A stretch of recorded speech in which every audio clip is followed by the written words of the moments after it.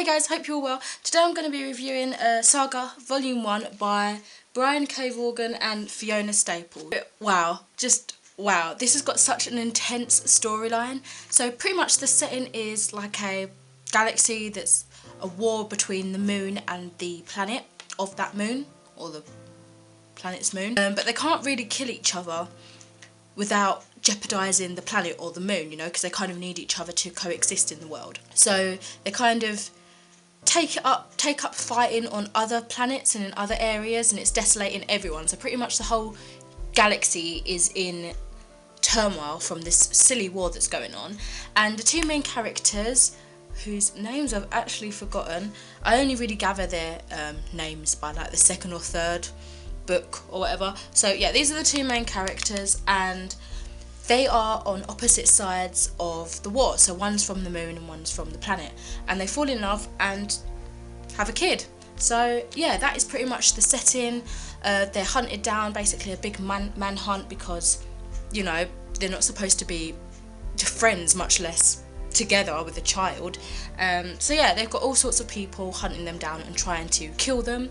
So that's basically the setting of the story. I really thoroughly enjoyed this volume, and I'll definitely be carrying on with this series. It's packed with so much knowledge which you wouldn't expect from a graphic novel, because obviously you've got to have small dialogue or small text boxes because it's taken up by so much illustration, which by the way is so intense, and I found myself too captivated by the illustrations rather than the story. So I did have to read over some things a few times, but that was no bother at all. It's just that the pictures, the drawings are so stunning, like really stunning. I started to follow Fiona Staples on Instagram because they're really great. The imagery and the writing definitely complement each other to the best of their capability, I reckon. When the characters were having dialogue with each other, were definitely witty, very strong, like conversations. I can imagine them as real people just because of the way they were talking. It wasn't like mechanical or anything like that. It was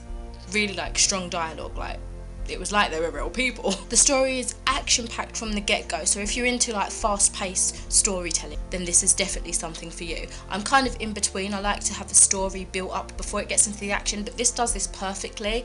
It's got the story as well as the action from the get-go, so as long as that's an element, then I'll enjoy it, and this definitely had that as an element. There are definitely graphic scenes in terms of imagery, but that there's gore and like sexual things, but that doesn't bother me at all. If anything, it adds to the story. You can see that how that person is, you know, naturally. It's not being shaded away just because it's out in the open, if that makes any sense. There were definitely some extreme funny characters. I just couldn't help like laughing out loud with some of the things that they said or did. I've instantly fallen in love with this series, and I can't wait to pick up the next volumes. I think in the UK there are currently 4 volumes out, but I think America's a bit ahead of us. There might be 5 or 6, I'm not too sure. But yeah, I can't wait to carry on. Really good series, you should definitely start it, and it's something to flick through quite easily. I give this a strong 4 out of 5 stars. Really good story, really good illustrations, complement each other perfectly, and you should buy it.